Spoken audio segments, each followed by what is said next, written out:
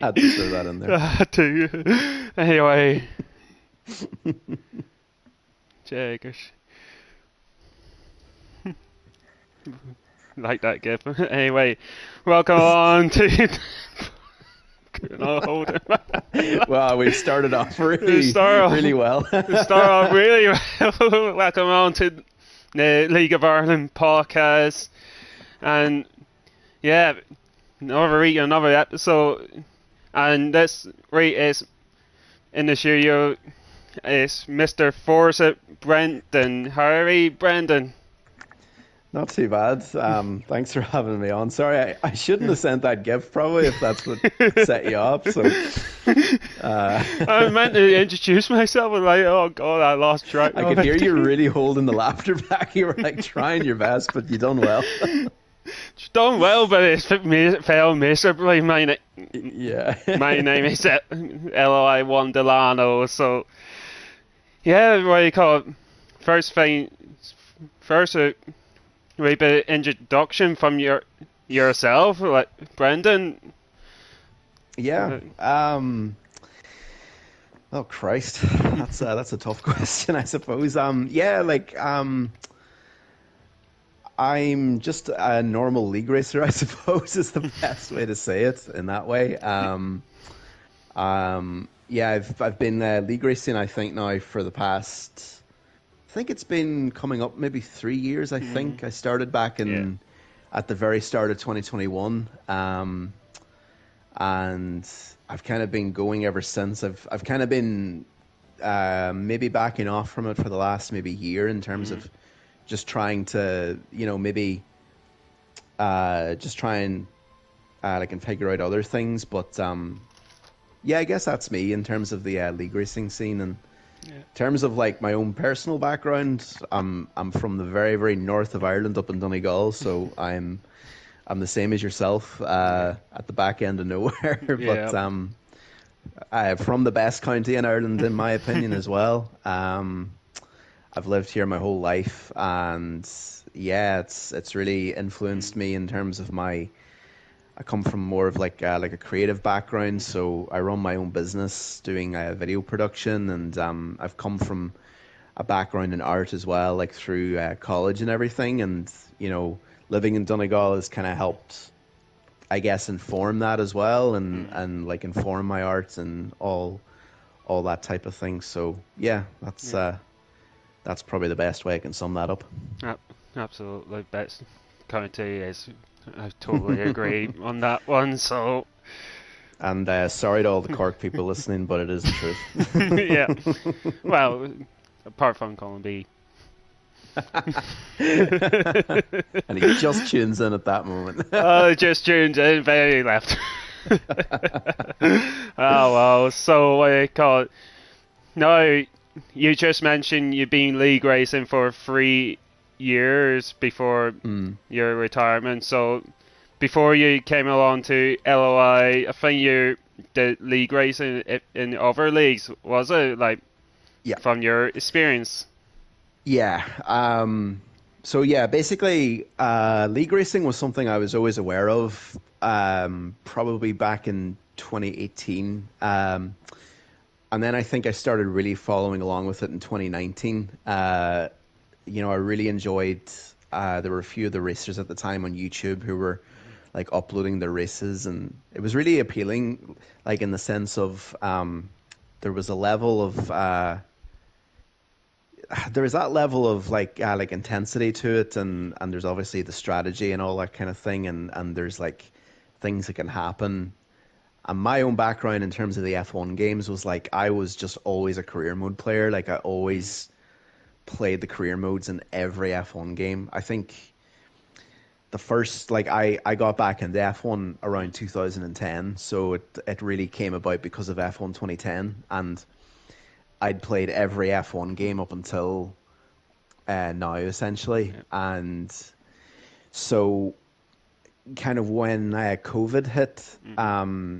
in 2020, I went through that whole year of kind of, I was seeing like, the amount of league racing that was happening, and I kind of went into 2021 going, right, I think I might give it a go and see what it's like. And then I just done a quick search on Google, just search leagues for uh, console, and like the obvious ones came up, like obviously PSGL, and which I was aware of, but League of Europe was one that came up, and I remember just seeing that they were taking on people, and so I sent them a DM on Twitter, and Larkin was the guy that was basically in charge of. He was one of the orgs in the league, but he messaged me back going, "We've actually just closed the entries." So he says like pretty much all of our leagues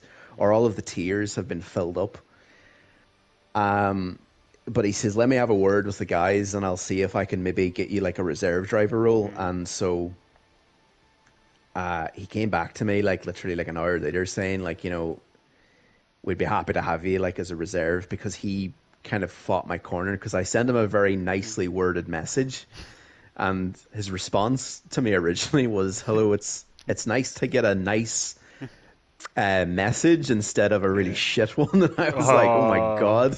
So that should have made a warning in terms of like what I was about to get into in the sense of league racing, with which is a which is another topic in terms of just how crazy it can be. But from that point on, so this was around maybe the start of February, and within a few days, I was racing in the preseason race, and there was one of the guys that dropped out. So I was given the full time seat, and I think I was in the bottom tier. So there were 5 tiers in total, and I got into tier 5. We done two preseason races. So literally my first league race, I won it, and won it by like 20 seconds. Comfortably. Yeah, without any safety cars or anything, or it was great. And then on the second race, I was still in tier 5, and my internet connection was really bad. When I look back, like I had to hook up my LAN cable from um my desktop. So I had to plug in the LAN cable. It's really complicated to describe because it sounds really just crazy and ridiculous, but that was my only way of getting a good connection.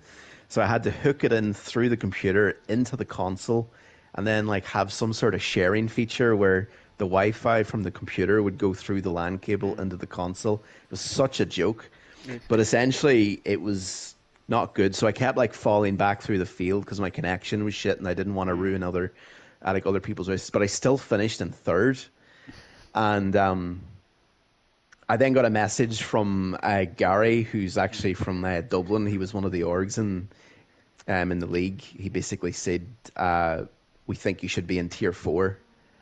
And yeah, from that moment on, like I was in the right place at the right time, and had a ton of fun. And on my first season, I won the championship, like alongside my teammate as well, Calvin. I had the best teammate in the world.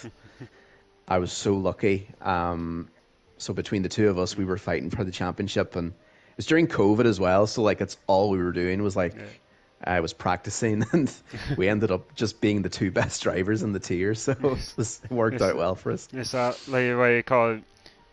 And your pace at like majorly through tier 5, like then shows when you move up a tier competitively in tier 4 and end up becoming champion. Is it same season, was it, or like? Yeah, pretty much. So that was my first ever season in league racing, and I won the championship. And you were tier that 5 was at the start of a season, yeah, was it? yeah. So for two preseason races, I was in tier 5, and then from round 1 of the actual championship, there's 16 races in the season, in the League of Europe. So they do two seasons during the entire game cycle. So 32 league races all in all. And so I joined them on their final season on F1 2020. Mhm. So our first race, I think, was like at the start of February, and it was around Austria, and I think I finished in fifth in that race. I was leading it briefly, and Mhm. so there was like a wet qualifying on as well, and it's funny, like because I've spoken to Carl about this, obviously, in the chats we had like after the races and Mhm. in tier one, but for me, like getting into league racing was more about like wanting to apply the things that I Mhm. found really fascinating about F1 in real life in terms of the drivers and the ruthlessness of that Mhm. and that drive to be the best. And I mean, it's probably from I guess trauma as a child or something. But like me and Mhm. my older brother Joe, who I was just telling you about before, like Yeah. me and him used to be extremely competitive when I was younger. So like Mhm. at like 4 or 5 years of age, I would be like, trying to beat him at everything because he used to always like, he was the youngest in the family, and then I Mhm. came along and ruined that for him. So like, he was he was always really jealous of me. So Oh, I'm convinced that's where it comes from. This awful traumatic form of competition. Um, it's, so like when I was saying to Carl, like in the mhm. podium interviews, like that league racing was a chance for me to actually so there were two elements to it. One was to actually do the thing that I loved, which was try to do racing, even though it's only Mhm. virtual. I love motor racing, always have. And then in terms of bringing that kind of competition, it was a great way to apply that and to actually direct it somewhere. Mhm. So for me, going into my first season in league racing, like I I knew I was probably going to be off the pace in the sense of I was coming from career mode and racing online. To be quick, you have to manipulate the game in certain ways. Yeah. You have to upshift at the right time. You have to, there's all those different ways in all the games. So it took a while to figure all that out. But Mhm. what made me come out ahead of the competition was I was just a lot more consistent and a lot more. I was never the quickest in any championship I've won. I've never been the quickest driver. I've never won the most races. Mhm. I've just I've just done it purely through being the most consistent and trying to be smart in terms of my racing, and because I always love that about reading up about Mhm. the Prost and Senna rivalry was the Mhm. difference in the two of those drivers. Prost was the more methodical driver, and like Senna was just a Mhm. pure driver, like in terms of Yeah. like just doing things on the track and making Definitely. things happen out of nowhere. And so it's kind of things like that I Mhm. always loved, and so that really helped me in my first season. And then of course nobody expects you to win it either because you're new. Yeah. And I was racing against people that had a full season under their belt in terms of like they were a full season ahead of me in terms of Mhm. league racing terms and probably more. So Mhm. yeah, it's crazy looking back, but it was incredible, and Mhm. I was so proud of myself at the time because I was like going, Jesus, like I know it's just a game, but like it's nice Yeah. to have that pressure on your shoulders and know you can do it, and then I followed it up the Mhm. next season on F1 2021 by winning the Tier 3 championship. So I won back-to-back championships, which has never been done Um, in that league ever since. So Must I'm really must proud of be that as well. Like must be sending you to tier two next following season after that. they did, but that's the thing. Like that was the weird part. Like where league racing, it kind of coincided with COVID, like finishing up as Mm. well, like the lockdowns. Like I was one of those people who got into league racing purely because I had nothing else to do. Like at the same time, like I wanted to league race, but then it was also an excuse to have something to do on a Saturday evening, Mhm. rather than just sit and watch Netflix or whatever. It was a chance to be in the party with my teammate Calvin, and who at the time when I spoke to, like, it was crazy when I look back. The guy was only like 18, like when I first met him, and we'd be on the headset like every day, like on the like in a party chat, and we'd just be joking about the crazy, like we both had a wicked sense of humor, and you know, so that was great. And then there was like more people you get to meet through the league, and then I joined a team at the same time in that as Yeah. well. But yeah, like when I got up to tier two, like that was when I sort of started to sort of fall away from league racing a wee bit, where it was sort of becoming more of a burden, I suppose, and that's because I never planned on staying, I guess, long term in league racing, if that makes sense. I never Yeah. really planned to even stay beyond my second season, but I stayed for like other people, and I regret that because I should have just walked away on my own terms, and I regretted that mistake for a long time because then when I did get into tier two, everyone in the league was like watching me, and there was a little bit of jealousy, a little bit of animosity towards me because of the fact that I was the squeaky clean league racer who just Consistent. who just came in and just won two championships in my first two seasons, and there were guys that were there for like a really long time, and they hadn't done shit, but they were the people who were like the most kind of bitter. So like league racing is a strange place because like you get it's just a melting pot of so many people, and especially in a league like League of Europe where you're taking in people from different parts of Europe, different parts of the world, Yeah. and so there was just a weird atmosphere around it at that time because it was kind of like that's when league racing was kind of, in my opinion, starting to it had already peaked and then it was on its way down. Um, and so for me, like when I raced in tier two of that season, um, I actually gave up halfway through because I was like, I can't do this anymore. Like I just need a break. Because I was moving to Dublin as well at that stage that year in 2022. So I was kind of like in a stage where um, I was like, I'm moving on to go and work down in RT for the year, and it's like I can't do this anymore. I can't really put this pressure on myself to be the best I can be because I wasn't practicing as much. I wasn't, and then you're racing against people that are practicing every day, even though lockdown's over. It's like, what the fuck? Like, you know, Yeah. it was really depressing. Yeah. And yeah, so it was a strange time. It was a bit of a period of, I guess, of like of transition. But I stayed on in League of Europe until F122 and done one season in Tier 1 and got absolutely creamed every single race because I just wasn't practicing. I was Yeah. quick enough to be there, but I just wasn't, you know, like I wasn't just practicing as much as others, and so it became a bit toxic towards the end, which I do regret in terms of not that I was toxic towards anyone, but that toxicity found me, and I regret the way it turned out because I did like Leave Europe.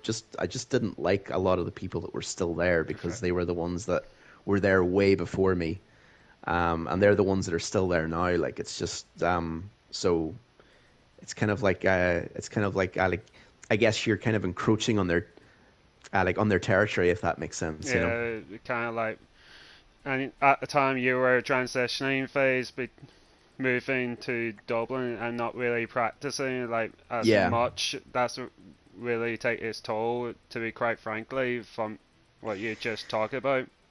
Yeah, big time. And like for me, it was like my first kind of contracted job as well. So like I was kind of getting paid a salary at the end of every week. I knew where my payment was coming from, and so yeah, like working in RT was like stressful enough as it is. That you know that's another fucking podcast on its own. Like Oh, it my definitely time, is. my Jesus. time working in It might, RT, Jesus it Christ. may be what you call it. It may be what you call the other podcast for another time. There. Yeah, we could even make another podcast like just completely separate to league racing, but No. yeah, but like yeah, it was crazy. Like I mean, you know, like that's the thing of like my opinion on league racing. It I came into it I think at the best time, but then I overstayed that time, and I really wish that I'd left it ages ago. Mm. Um, because for me, I'd kind of achieved everything I wanted to, and then you're kind of racing in it purely then because like you're seeing how other quick people are, and you're like going, I know I can be quicker than them, but they have a different like outlook on league racing and I guess racing in general. Whereas for me, like I look back at like some of the people that I met in my time in league racing, and I'm proud to say I've never changed like at all. Like I've always been the same Brendan since I started, Yeah. and now the person you're speaking to here now. But I've seen people Mm. who maybe fell into a crowd or something, or got kind of brought in like somewhere, and they met different people, and then they Mm. like you might kind of get along with them, but then league racing and that environment that they're in, the parties that they're in, the people they're talking to, it changes them. Oh yeah. And I think that's something I never let happen to me, which I'm actually really proud of, like because I never went in like trying to start any like arguments with people. Mm. If I was involved in a collision, I would always like look at myself, like what I could have done differently. Mm. I have the opinion it always takes two to tango in a collision, and Yeah. if one driver's at fault more than the other, there's always something that the other driver, also could have done different, and that's how I always looked at myself. And I don't know, there was just some people that never looked at it that way, so Yeah.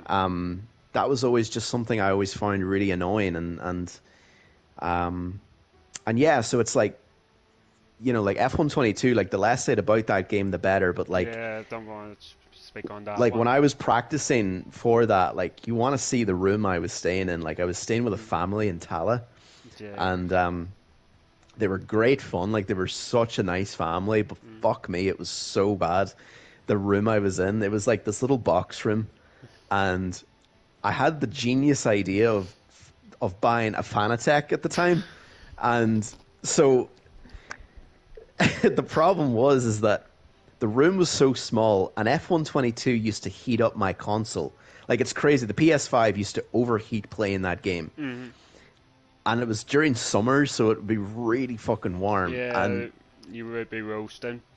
and then I had like the Fanatec on a GT Omega Apex wheel stand, which is like took up That's, nearly half the room, and I had the desk. So I had the TV like up on these cardboard boxes, and that was my racing setup for a full year in Dublin. And it was the sweatiest, the most disgusting, most awful setup I've ever had. And I am sorry to the oh. family, Oh. to the Burns of Tala, because the walls were paper thin. And if it wasn't the sound of the wheel making noises or the wheel stand bouncing up against the wall, it was me cursing at the top of my lungs, calling people around me and myself, you fucking prick, you didn't leave me any space, fuck you. I'd be in this like this like angry Donegal man in the middle of Tala. So like Oh it was a no crazy way. fucking, it was such a weird time, but fucking hell, it was eventful, I'll say that much. Was it that box fit into that F1 car at the time in that box room? That's the thing, like I mean, like there was the bed and then there was just the wheel stand, and that was it. Like you could do nothing else in the room. Like getting dressed was a challenge in the morning, Oh. and fucking hell. But that was just me like moving from Donegal, where I had my own space, and I had my own like Yeah. routine. I was league racing. I was like, right, I can league race when I'm in Dublin, Hmm. and then you're not practicing as much because you're at work and you're driving home on the M50, and then when you get home you're exhausted, Hmm. and then you jump into races against people who are fucking like half your age, and they've been practicing all day, and they're Hmm. like giving out to you because you mess up in a part of the track or something and you cost them lap time. And oh, it was just like I gave up at that stage. I was like, fuck this. I was like, I need to sort my life out first, and then I can like Jesus. get back into it. But eventually we got there. Yeah, definitely. So what do you call it? Moving on from the League of Europe and move on to how you find League of Ireland from Yeah. your point of view, how you find the league, then Yeah, how well, it's funny. I actually found League of Ireland at the same time as when I found League of Europe because I saw it on Twitter at the time because I created like a separate account to share my league racing stuff. hmm And because I was following League of Europe, Twitter like obviously must have went, oh, there's a League of Ireland, so it must be related to F1. Like that's how smart Twitter was back then. yeah. Whereas now it probably wouldn't do that. Um, but yeah, I always kind of had it like there on the back of my mind, as in like I saw the streams on YouTube and saw the standard of the driving. I actually think I raced against like LOI Sully, I think in tier two hmm of that League of Europe. He just came in like mid season and won like three races. He was that good. Um, so like I actually think I crashed into him as well, which he wasn't too happy about. But we never spoke. Like I never had any engagement other than that with him. mm Um, but yeah, and I think I sent Paddy a message on the League of Ireland Twitter account. I think maybe towards the back end of F1 22 when everything was kind of mm wrapping up with that game, and so Yeah. I was like, fuck it. I'll take a chance and see if they respond, but I knew they probably wouldn't. hmm So I think I sent that message, and like 3 weeks later, I got a reply from Paddy saying, "Do you still want to race?" And that was it. I was like, yeah, sure, why not? Like, and I think at this stage, I'd also signed up to One Hub Racing, which is another league. hmm That's really good. I only stayed there for one season on F1 23. And yeah, like Paddy just sent me the Discord, and boom, there I was, and was just like, I think Carl, he messaged me about my, I think it was Paddy that messaged me about could I send on three time trial laps around hmm Belgium, um, Hungary, and Spain, I think. And so I done that, and I think Carl then messaged me, so he was the one that was taking on the times, and so he would take Yeah. that info. So I sent that on to him, hmm and I think my first race in League of Ireland, I think it was like I just done the 24 hours of Belgium around like on iRacing as well. So Was it it? was like a day after that. So I was absolutely bollocked. I was like, and then I was like going into a league that I didn't know, and I was like, so it was really trial. It was really trial by fire. But my first race in League of Ireland, I think, was around Hungary, and it didn't go well. It was like No.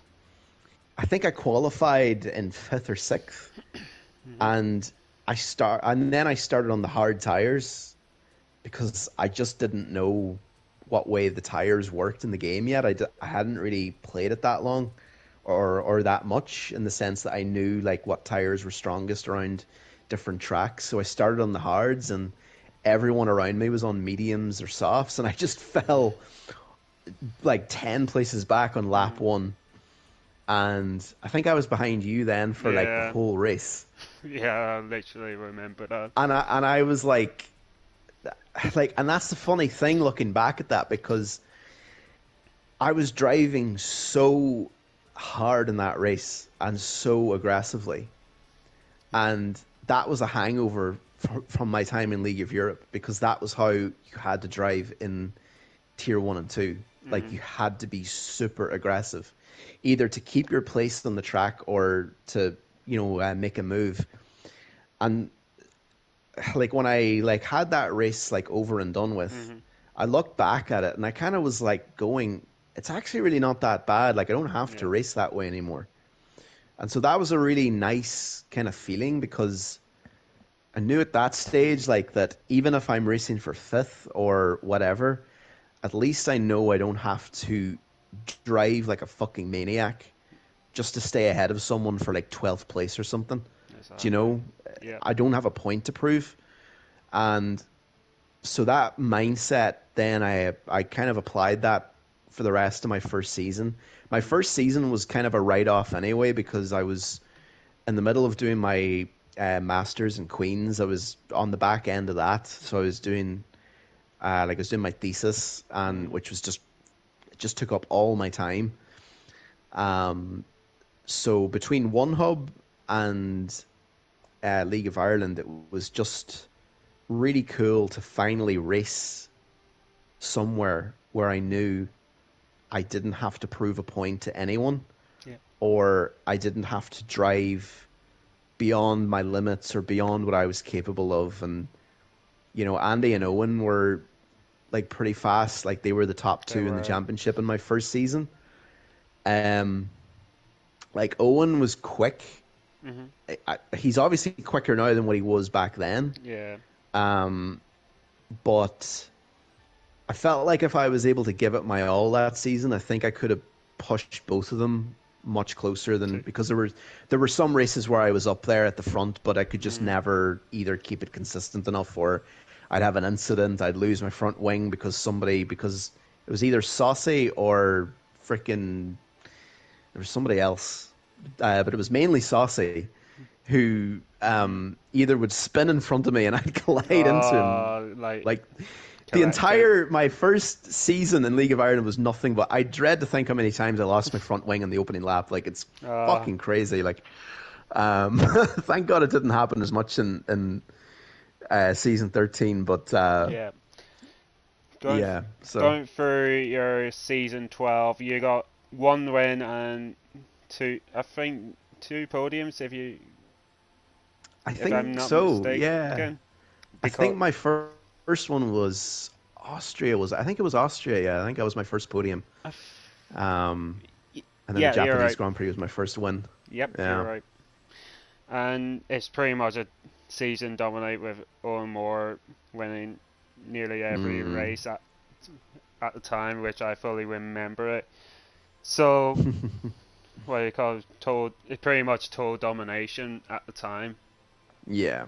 So It the was yeah, like it was obviously a bit annoying because like it was the same as One Hub as well. There was like um there was another PSGL driver in One Hub as well who just mm, absolutely ran away with it, and it's hard to compete against that like because PSGL is just a different type of league racing. Like it's yeah, league racing and it's just ultimate form. It's just sweat, it's aggression, it's just it's just time trial laps like every single lap you're pushing, and like like the racing might not always be the best, but mm, that's just what PSGL is. So when I found out that Owen was racing in PSGL, I kind of knew like, yeah, this is not gonna it's just not gonna happen. There's no chance of any of us because like if you race in PSGL, if that's the standard you're racing against every season, mm-hmm. whether it's an F5 or freaking F7 It, or whatever, like it is a really tough way to race. mm, And so in One Hub, like One Hub was interesting, like because it really was a chance for me to. It was actually my like it was more my practice before League of Ireland on Tuesday. So the races would happen on the Sunday yeah. in One Hub, and then League of Ireland on a Tuesday. So um, So kind of like like your One practice Hub, race, isn't it? Like pretty much. Yeah, yeah. I do a few laps on time trial and just head into the race and just see what happens. And like that was kind of League of Ireland as well. Like it was just mm, more so like, but it was more the online racing. You got a better feel for because online is just completely different yeah. to single player or time trial. Um, so your references are always there on the Tuesday for like what you can do and what you can't do. Mm-hmm. But my final two races at One Hub, I won both of them. I won both those races. So I'd handed up my thesis Mm-hmm. in October. Yeah. And then as soon as I had that done, for some reason I just started to click in league racing again. I just found that like Mm, I feel like I can do this. Like if I was to go into like any one of these leagues in the mm, following season, I know I can win the championship uh, based off my results from the mm, previous season with the same drivers. So I raced Andy. I don't think I raced Andy as much in season 12. There were a few incidents I had where Yeah.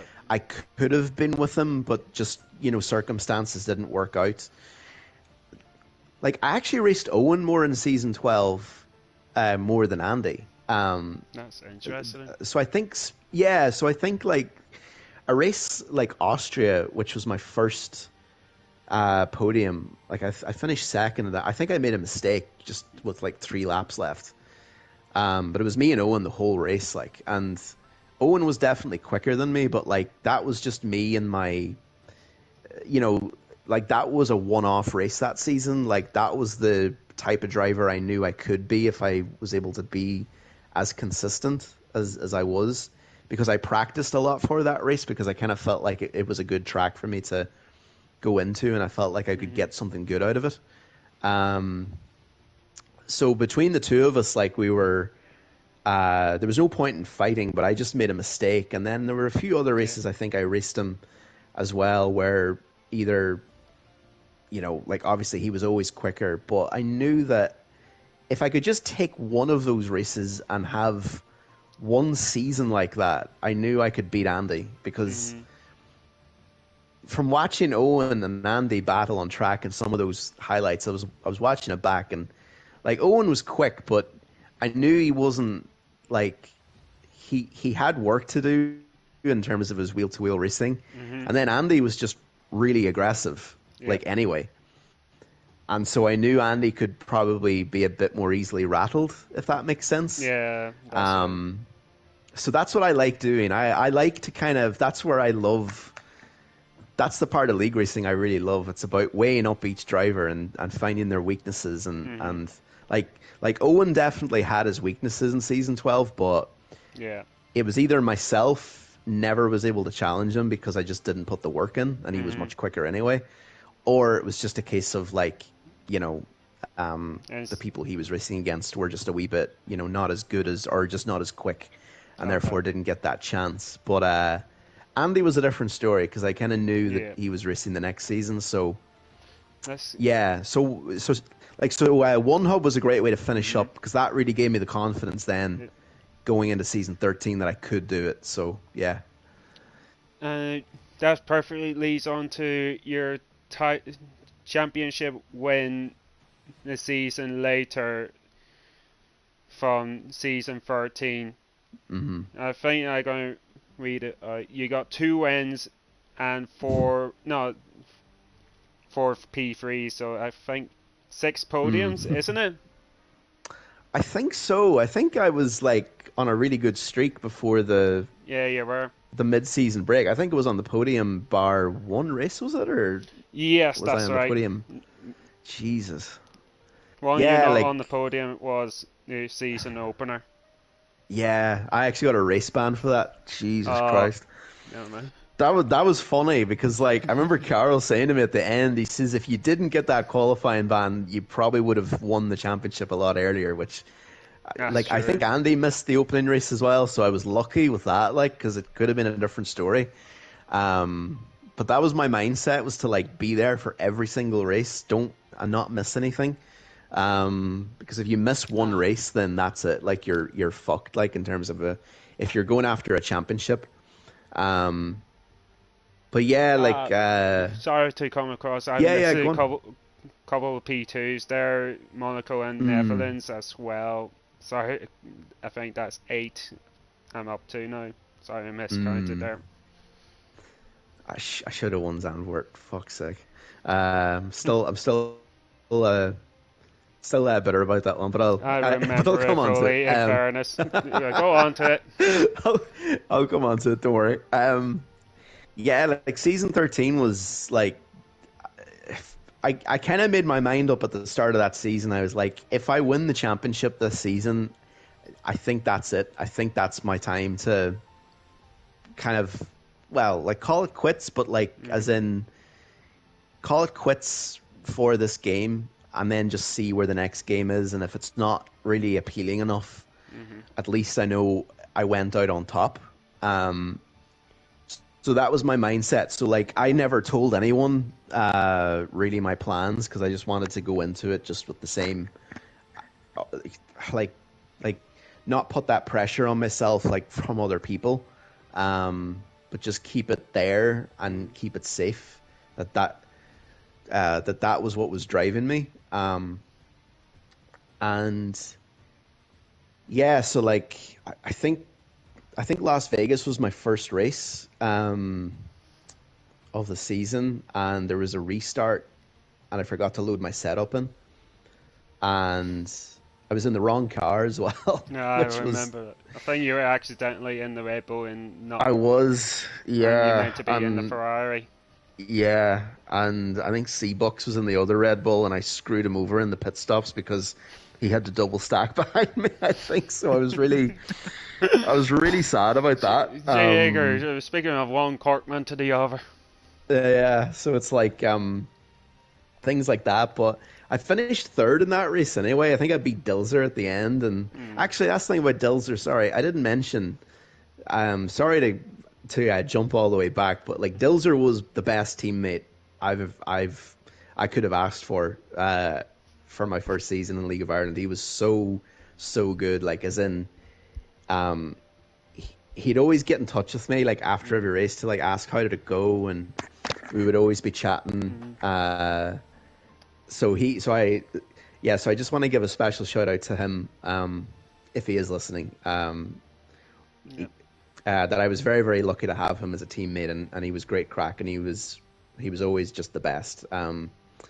So I think I beat Dilzer, I think, on the last lap to get P3 in Las Vegas, and then from there on, like it was really just a case of stacking up the results. I knew Andy was really quick, I think, in Abu Dhabi as well, but I think he cost himself the win in that race with a penalty. Yeah. And I remember saying to Carl that when it was clear it was going to be either between myself and Andy, I said to Carl, I says, whoever makes the least mistakes is going to win this championship, and so that's what I knew early on I had to do. I had to be that driver that made the least mistakes and didn't put myself in those situations. I think one of the only mistakes I made that season was I took section out at the Chinese Grand Prix because I think Andy got past him, and I didn't trust section enough to stay behind him. So I tried to force it, and we were side by side through like sector one, and then I think I just tried to dive it, but he broke much later than me, and then like when I was trying then to correct the car, I think I just completely oversteered into the back of him, and it was the most beautiful crash ever because he just perfectly, like when I just hit his rear tire, he just perfectly went sideways and just got out of the way, and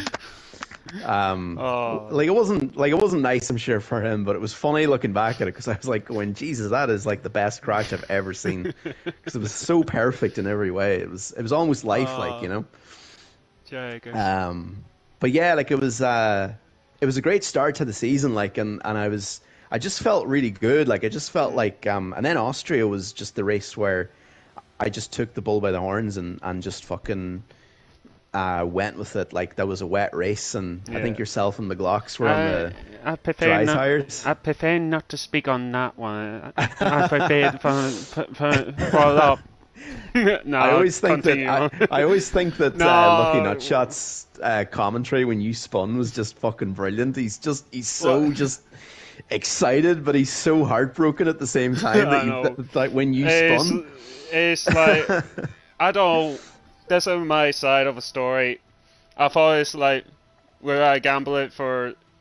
I hear like rain and bunny or something like that. Like it's not well enough. I like go to try and see what's happening. It appeared to be working until like last 5 laps of a race. It's like it's the most heartbroken way to put that one out. Yeah, like that's the thing. I don't trust these games at all. Like that's the thing. Like if I was to make that call to put on the dries, like I would have to be like it would have to be a super like it would have to be something like to get me either like back into the championship or to take a gamble like that. But I suppose in your situation, why not? Like, you might as well try something, because if you just pit on to the inters or the wets, you might only come out like wherever you were anyway. So it's like, why not take that gamble?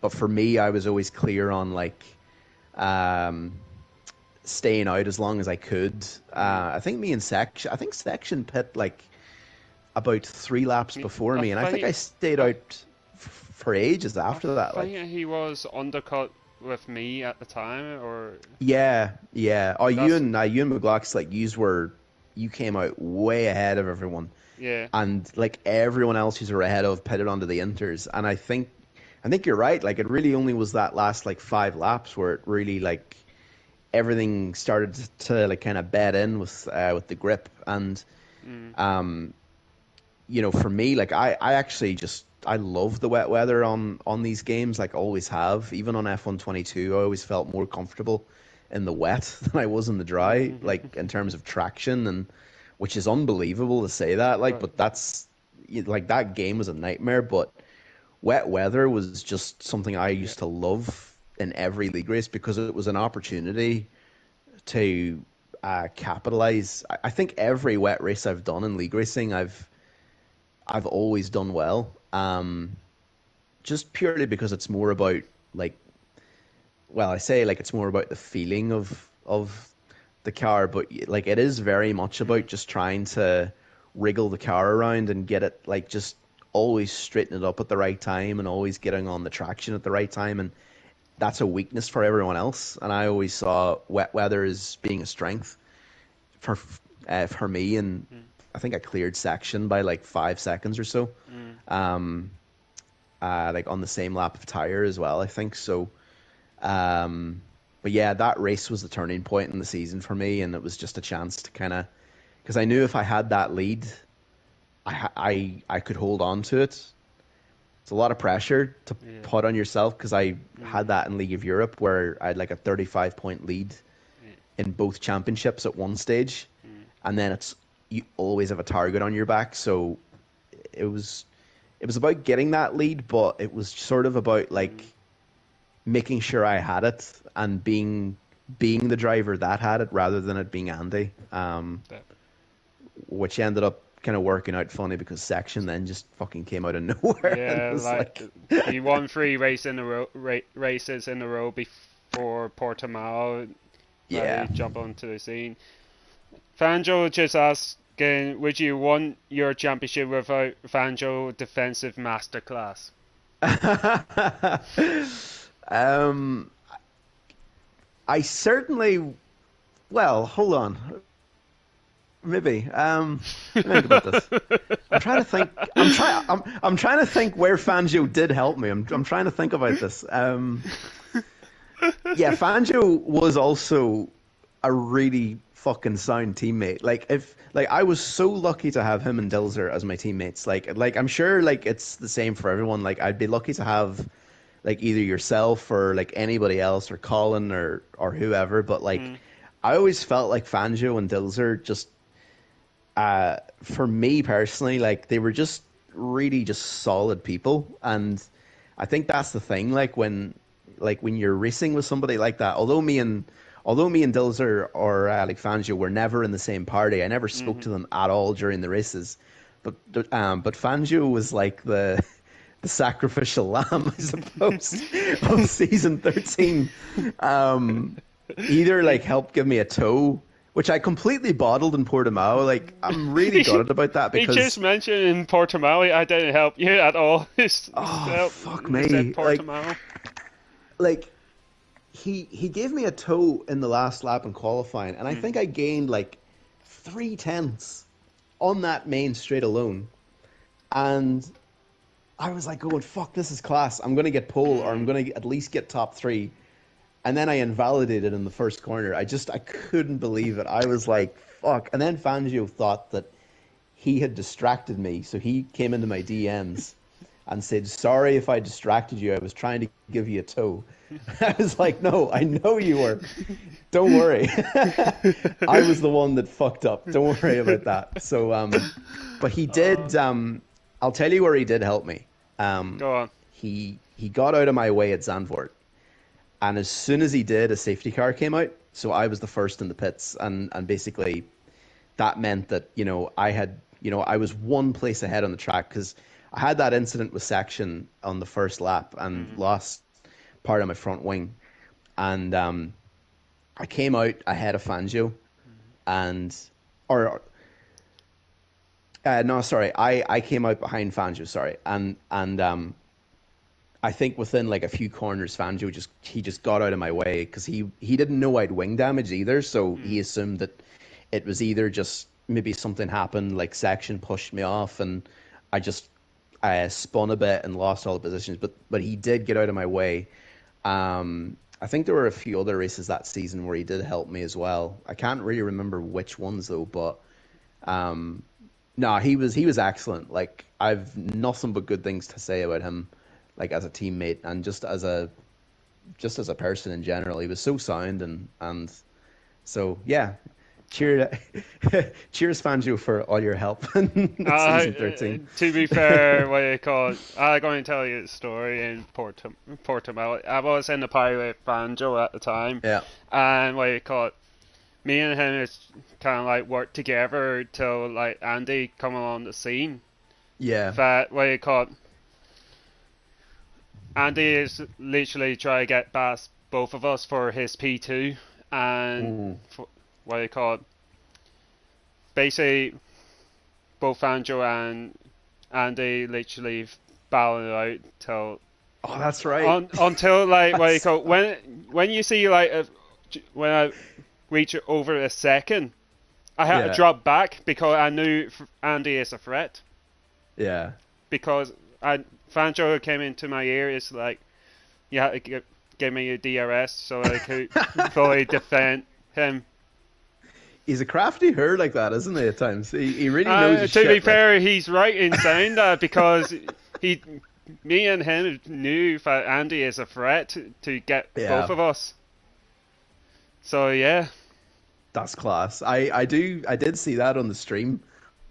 Uh, yeah, Fangio did explain to me afterwards. I think like or beforehand, he'd Mhm. raced Andy a few times, and so I think there was a bit of unfinished business there, probably between the two of them. So, but watching it back on the stream, because that race I had Montana Mhm. from the NSX team, Yeah. and he was my engineer of that race, and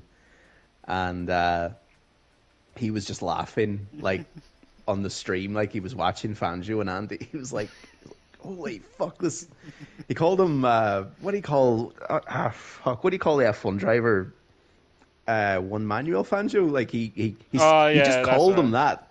He just called him that the whole race. Wow, your teammate One Manuel Fangio is doing really well, and I was like, yeah, he's a really good driver, and he was just laughing watching him ram Andy off the track. Um, so watching that back was really funny. But that was an intense race. That was the worst race I've driven ever. Like that was Yeah. so bad. Like holy God, like I was so nervous because I knew like it's the type of race where something can go wrong, and I was just anticipating it. But when I saw Fangio up at the front, I kind of knew that like as long as he's there, that's the main thing.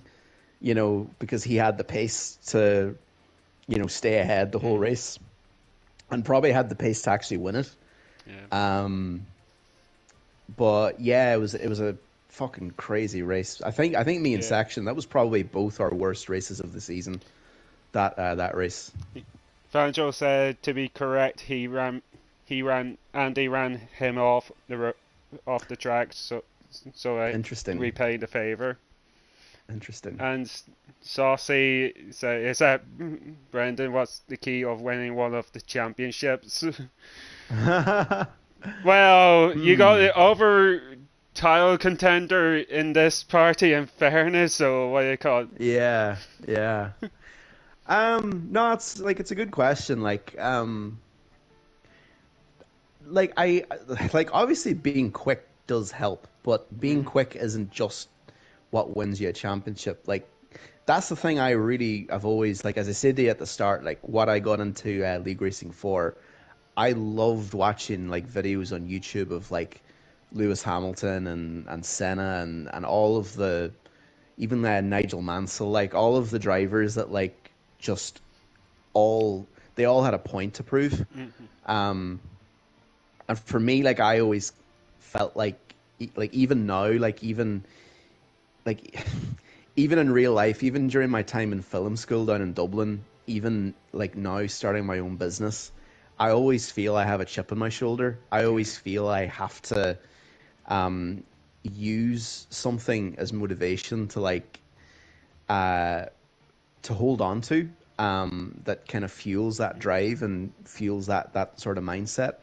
Like without sounding like you know like I'm not that type of person. I go around every day, oh, I've got to prove this guy wrong. But as in, Mhm. like sometimes you go through life and you meet people and it's that same way with league racing. It's kind of like you've got to be the best guy on track in every way. You've got to be consistent. You've got to be as clean as you can. Mhm. You've you've got to be quick as you can.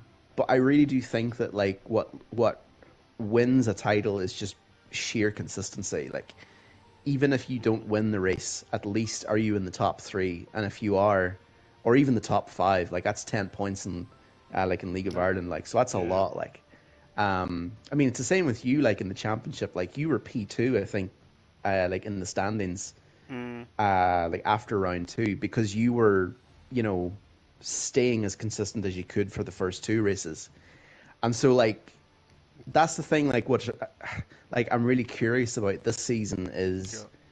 which driver has got that. Like, I think Section has shown glimpses of it. Mhm. I think Saucy, for like the two seasons I raced him in, I can't really remember. I think he was in Mercedes for season 12. I don't really remember like much of him that season because either things happened, like incidents Mm. happened or whatever. And then in season 13 was kind of the same as well. Like just things, it's kind of like re in the season. It's kind of like wrong place, Yeah. wrong time. But now this season, like Saucy is like, he's always there. So it's like, Mm. that's the thing. It's like, which driver has that ability to like just uh, to be as quick as they can, but they're not like necessarily the quickest in the field, but they Mm. are consistent and they're smart enough. And I just think that that's what really helped me win every championship I've won in league racing. Without sounding like a complete dickhead by saying that, like I'm not trying to say like, oh look at me, I've won all these championships, but I'm really proud of them because Mhm. those were a test like for myself to put myself in those situations and to apply what I'd learned growing up watching Formula One and Mhm. having never done any form of racing whatsoever. I wish I did, but I still love to, you know, take those lessons and apply them. So yeah, I don't know. It's just be smart and like even when Raven is racing, you've just gotta be smart about it and just if it's not worth it, then it's probably not worth it. So I think Saucy will understand what I'm talking about. I'm referencing Australia in that sense. I think what you call it, I'm laughing away because Steve, no, Saucy's just mentioned I'm a consistency maestro. Well, don't I put always me, find don't put me under pressure sorry, I there, was gonna lads. say him and Rian in season 13 were like R2D2 and C3PO. Like no matter what happened, they always seem to get themselves into trouble that season Yeah. until probably the latter half of it. Like, because I always just found the two of them like I think Las Vegas was one of the funniest crashes I've seen because it was just the two of them just melted together into the wall and just nothing like went right. Um, Mm. but no, it's fun. Like I think that's the thing. Like it's nice sort of having raced these guys and taking a step back now and just sort of seeing like it'll be fun to see who wins Mm. the championship. Like I still think that Section has he he's definitely had a period of bad luck, but I think Yeah. that will change. But Saucy is definitely he's surpassed my expectations in terms Mm. of what I was judging him off. Yeah. he is a bit of a sweat as well. I saw he sweated the 100% race around Monza because his time Yeah. trial lap was just ridiculous. And I looked at it and went, oh my God, I'm not even going to try to attempt that because that is like proper sweat right there. So Yeah. Right. I God. noticed that. To be fair, what you call it, Stevie is pretty saucy, kind of like a quick, very very quick driver. What you call it? Yeah. Yeah, what you call it? I prefer not to speak on any further because I mean that thing. I don't want to put myself under pressure for the season upcoming for the Yeah, rest of yeah, it. yeah. So, I get you. I get you. so what do you call it? Before we move on, who's your big rivalry or in league racing or like between League of Europe, One Hub, or League of Ireland? Oh, that's a good question. I'm gonna say my first teammate in League of Europe, Calvin is his name. He's from Hmm. Belgium. Um, by far the best fun I've had racing anyone. While it was also one of the most intense uh, seasons ever. Um, like as I said to you at the start, like I met Calvin. Like so when I came in to tier four in the League of Europe, I was automatically assigned a Hmm. team, but I didn't get to pick or anything. So Hmm. the teams were already picked. Calvin was in the AlphaTauri, and I was paired up with him. So by pure chance and by pure luck, I suppose, Hmm. me and him were paired up for that season, and um, he was the one that messaged me first. So he messaged me on Discord, and he was like, "Oh, I'm looking forward to getting to know you and everything." And I was like, "Oh, that's great, like same as that." And so we had our first practice session for Austria, and that was I'm not joking you, like that was my first time ever using like the party chat feature on PlayStation. Hmm. Because before that, I did not do anything social wise on online gaming. It was just always me on my own. So I didn't even know how to properly use the chat functions on the console, and he had to explain it through me. Hmm. Um, but that's the thing. Like it was obviously during lockdown, and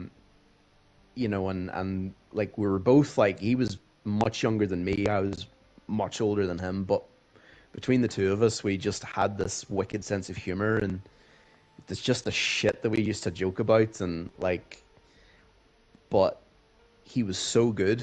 Like he was such a quick driver. But like what I was saying when Sase asked about what it takes to win, I was just more consistent than him, and I was more level-headed than him. He had unbelievable pace. Like his time trial laps, I couldn't beat them. Um, and we were teammates for that whole season, and we just practiced every single day, and we completely lit up that league. Like I'm not even joking you. Like tier four, nobody cared about it until that season because we were just completely like on even footing the whole time, and it was just like he's a great friend. Like even to this day, I still keep in touch with him. Not as much as I'd like to, Hmm. um, but I'm so proud of him. Like in the sense of where he's gone ever since. Like he's now in his final year of college in Belgium, and like when I met him, he was just starting, and um, I'm just really like it's great to see him like where he's come from and where he is now. He stopped league racing like uh, I'd say a couple of seasons after like that season we had for the championship. Hmm. But me and him like were neck and neck the whole way through that season, and it was just the most incredible uh, kind of time in terms of meeting somebody new, but then them also being a fierce rival at the same time. And then we were teammates the following season when we both got put up into tier three, and He missed a few races that season, but he was still quick. Hmm. So we won. We won. So in both seasons we were teammates. I won the championship in both seasons in terms of the drivers, and then we both won the constructors championship back-to-back seasons as well. Like that's how good we were. And yeah, he's honestly like the best teammate. Like I say, like Dilzer and Alec and Fangio were good, but like Alec Calvin was like he was a different he was a completely different person, like in every way, and it was so much fun. And during lockdown, it was just absolute freedom. That's what I would say it was. Just like on F1 2020 every day, sweating for the race on the Saturday. It was just so much fun, but incredible as well when it lasted. And I'm really grateful for it. It's what I'll always remember about my time in league racing, and I'll always hold it close to me. And so hopefully, like we'll meet each other soon in real life. We keep in touch. Um, but if I do go over to Belgium, it's going to be one hell of a hangover because he is the most. He's not an alcoholic, but like he lives in Belgium, and like they like their diet is literally like alcohol. It's insane. Like I don't know how he does it or how any of them do it over there, but I'll be tested anyway. That's for sure if I ever go over. Anyway, Saucy just asking, are you coming back for F1 24? um, I saw the thing that Carl posted about the sign-ups, and to be honest, like it has to, like the only way I can come back to an F1 game because I do want to get back into iRacing at the moment. Um, I love the Formula 4 racing, like and iRacing is pure simulation as well. It's like everything from the handling and the physics, like it gives you everything that the F1 games can't. Um, but like if the game is revamped, if it's a new game engine and if it offers something different in terms of the handling and the feel, that it feels like you've got an F1 car in your hands. Like that's what these games are missing. Like whether you're on the pad or whether you're like on like the wheel, sometimes it just doesn't feel like you're driving an F1 car, even though it might be an arcade game. That's the feeling you get on iRacing. Like you know it's not real, but everything about the handling feels so good. Um, so for me, like it just really has to boil down to like, am I gonna be able to drive the cars, whether it's in single player or online, and feel like you know, um, like I'm actually driving an F1 car, even though it's really just a game at the end of the day. I don't know. I think that's what it's gonna have to come down to, in my opinion. You know, um, because I've said to Carl and I've said to Andy, like after the races, I just feel like since 2020, the games have just gotten worse. Um, but that's just my opinion. I've played these games long enough, and um, so yeah, I don't know is really is the short answer. I should have just said that, but you know. Fair enough. So that is it for league racing. So we move on to the real life. Now, real life F. How you become a fan in F1 from your point of view? Like how you get into it in the sport? Ah, um, through my brother Joe, really. Like my brother Joe was the one that his so Joe's about 7 years older than me. Um, and he always talks about like his first ever F1 race that he watched live was the 1994 Grand Prix where Ayrton Senna died. That was his Mm, first race that he watched, and so Joe was really the one person in the house that watched Formula One, and so I would have first kind of my first proper like memory of Formula One as a child is like 1996, and it was like the Williams Rothman car around Australia, and I think it was Damon Hill. His car, he ran over the gravel, and so his car was just completely covered in dirt. But I always remember that image very, very clearly, even though I was so young at the time, because I saw it on the TV and was like, "Wow, that is the most awesome thing I've ever seen." And and then I just sort of started following it then, kind of loosely. 98 when Jordan really started to kind of come up, and then Yeah. 99, the Jordan hype and the euphoria around that team being an Irish team, and like I was too young at the time to like appreciate that back then, but you could tell there was like an energy about F1 back then that was, and then Murray Walker in the commentary and Martin Brundle as well, on a Sunday afternoon. Um, it was just brilliant. Like I loved it.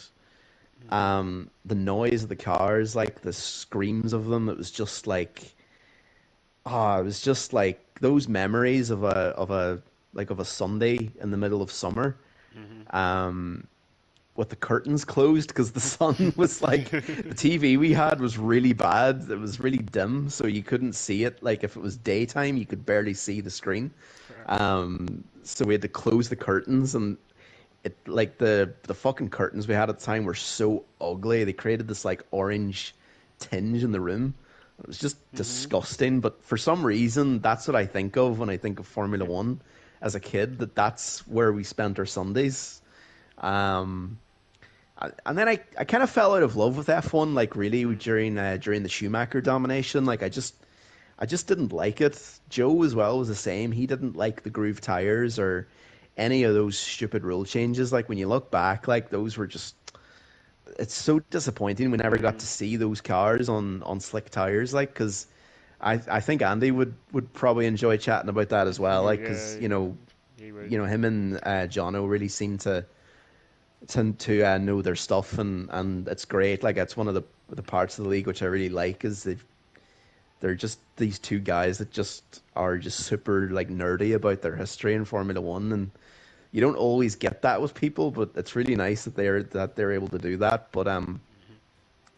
and I think I got back into Formula One then around, I think around 2011 actually. I really fell out of love with Awesome. it for a long time. Yeah, so 2011 was when I got back into it, and I think the 2011 Canadian Grand Prix was the one I watched on the BBC, and that's actually where my username came from because I set up a Twitter account. Um, and I don't know why I picked the name Forza, but I just went with it because I wanted to tweet about Michael Schumacher who was on for a podium that race, Hmm. and I wanted to just tweet how excited I was to be watching Michael Schumacher again. And then he didn't get the podium, which was really depressing. But Yeah. that's that's kind of that's kind of my, I Hmm. guess, timeline. And then ever since then, I've watched Formula One and I've loved it. And even during the kind of the strange years of like 2014 and to 2016, Hmm. I just don't know. I just loved it. I was just, even though the cars weren't great, like in terms of what they are now, in my opinion. Hmm. I just loved everything about it. I loved the rivalry between Rosberg and Hamilton. I loved, um, I loved the fact that Toto Wolff was starting to come up, and Yeah. I never liked Red Bull. Like that's the thing about Red Bull. Like there's all this kind of stuff about like since Verstappen joined them, but like I never liked Red Bull back then. There was something about Christian Horner and Helmut Yeah. Marko that I just never trusted.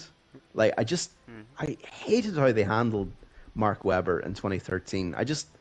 I thought that was just such a bad way of handling it. Like because it was just the way they handled it. It was so cold and so Yeah. calculated that Yeah. I just had that agenda against them throughout the whole time up to now. I Hmm. can't stand them, like and it's nothing to do with like Verstappen. Yeah. I act like I really like Verstappen as a driver. I don't like the fact that he's so dominant, but like I wish he wasn't driving for Red Bull, is how I'll put it. Like I think Like, he should be driving for like Ferrari or Mercedes, in my opinion. But what do you call you it? know, I think it's a Multi 21 you're perfectly referencing to, if I'm not mm, mistaken, yeah, and other situations that, what do you call it, like prefer Vettel at the time. I think Webber's yeah, not bad for a number two driver.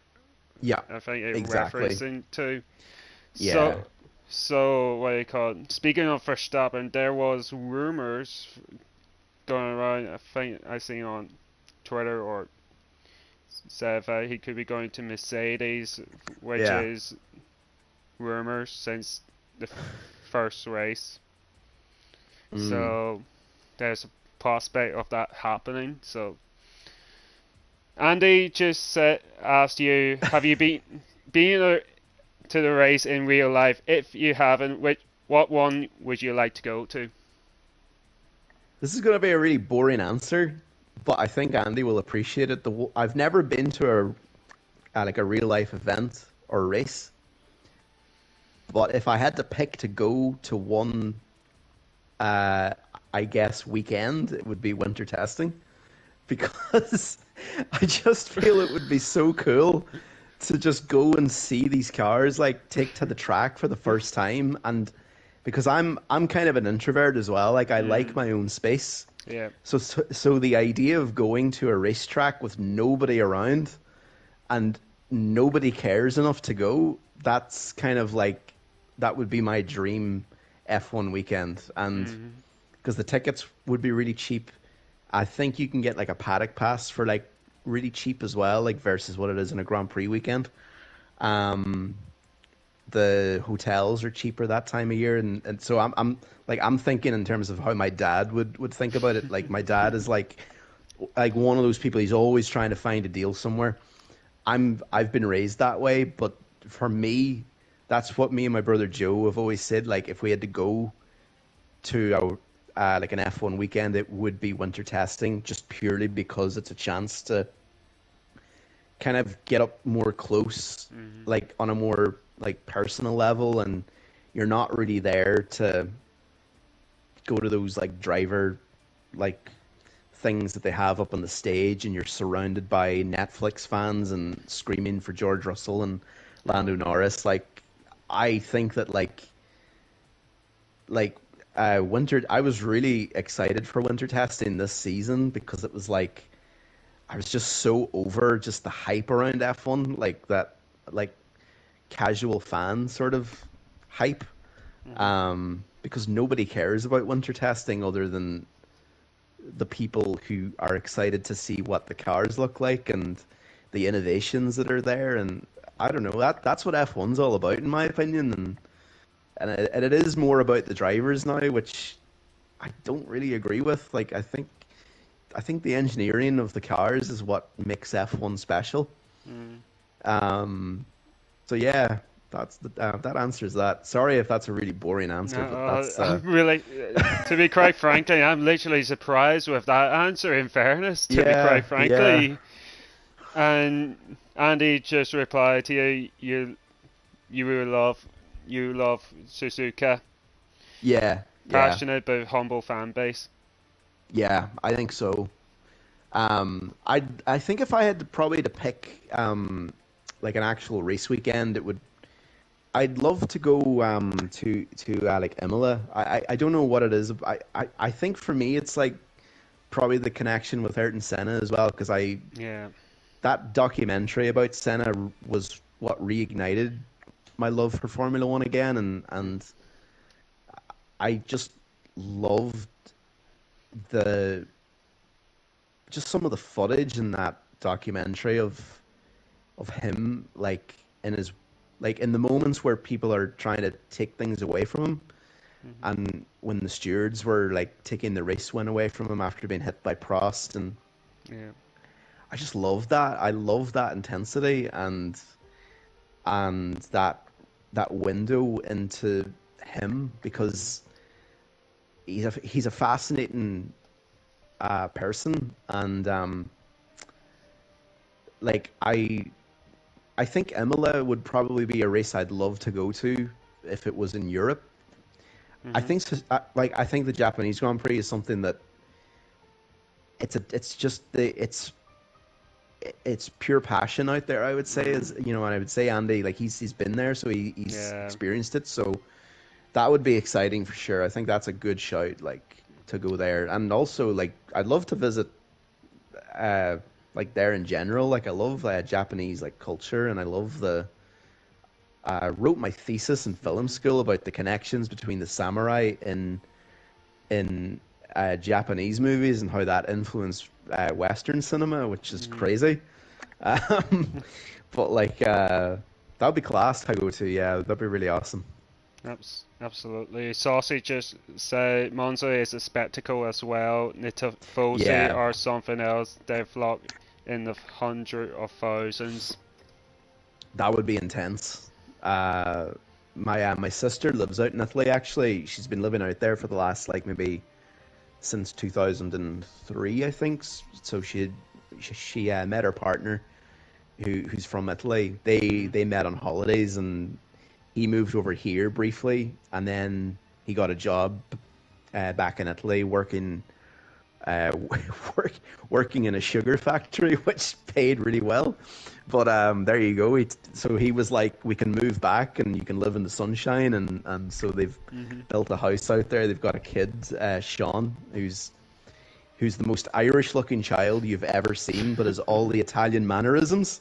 So he does that gesture with his hand, like that Italian gesture when he's like really annoyed about something. Yeah. But he's got like red hair and freckles, and it's just fucking hilarious when you see him. Um, uh, but no, she went to Monza, I think, back in 2004 or something. Mm, And she said she just never experienced anything as like stressful in her life, as in just the energy that was around that place was just like it was unreal. And she says mm, she actually doesn't know if she'd want to go back because like it was so alien to her at the time, but okay. it was that passion, that intensity. And I mean, I don't know if I would do well there or not, but I mean, Monza would be a good shot. And I mean, Silverstone as well. Like, I think Yeah. Silverstone would be the most obvious one. Um, but it's really, you're going there for like to camp in the or like at the circuit and It's on. that whole experience. So, I mean, I've been to Italy plenty of times to Hmm. visit my sister, and like the Italians just do things just differently in every other way, from driving to freaking to like saying hello. They shout Hmm. at you. They like sound really angry, but they're just Yeah. asking you how you are. It's like, what is going on? So I don't know if I'd last at Monza, to be fair. Like, Okay. That's fair. Andy, so Friday in their prom or V10 engine Monza that weekend would be insane. yeah, she's got photos of it. She actually has a piece of the track that was ripped up. She actually still has it to this day. Yeah. It was where Schumacher started his grid slot, Hmm. and there was this piece of the tarmac which was just um, like the coloring is different on the top of it, so that's the rubber from the tire, either from him or from somebody else. But she found it Hmm. somehow in the crowd and just picked it up and put it in her pocket, and so she has a piece of Monza Yeah. in her house in Italy. So it's crazy. But the old photographs like that were taken on those disposable cameras, like on the Hmm. film, like it's just that look back then as well. Like it's Yeah. and the hiking boots and the just that typical European tourist look that they have. Hmm. It's just so funny looking back at it, like um, So no, for sure, like she has good memories of it, but it did sound like Yeah. just mental, like you know. Yeah. Sausage just says should definitely go to it next time. Yeah. because it meant you feel dwarf three of us who went were about the only three Mm. Merc fans present, which is the three Corkmen he on about. Not only are you Corkmen as well, you're also the only Mercedes fans there. So you're really standing out. Like, Anyway, speaking of one of the tracks we were on about is Suzuka. I think it's on this weekend, if I'm not mistaken. it is, yeah, yeah. It's crazy, like, isn't it? So yeah, it's one we were chatting about a bit moments ago to this weekend. So Carlos Sainz went off with a win due to what I Mm, call Max Verstappen will brake failure in Australia. So will mm. do you think no what will no why will liability issue come into play for Red Bull, or will it be back to normal with the what do you call it? Yeah, with the usual dominance. Mhm. I think what's going to happen is Red Bull and Verstappen are going to go, serves you right for laughing at us and for being happy that we didn't finish Mhm. the last race, because that was the attitude they had after Singapore last year. Because remember, Yeah. Verstappen, like, just it was awful that race because the car just wasn't, it just wasn't good enough. And then it Mhm. was like the following races, he kept bringing up Singapore every time. Like, oh, Mhm.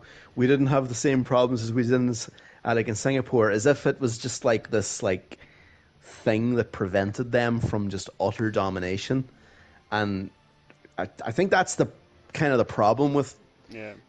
kind of Verstappen at the moment, is that that's how he's been brought up. He's been raised to just completely dominate and destroy everyone around him, and that matches Red Bull very well. It matches their kind of general toxicity, I think, in Yeah. general. And his engineer seems to just have that same "it's us against the world" mindset. Mhm. And so I have a feeling like that Red Bull will just come out like as like sort of like as business as usual, but it will be like more sort of determined to prove a point, almost, that Mhm. that this weakness that we exposed in Australia isn't going to hamper us the rest of the season.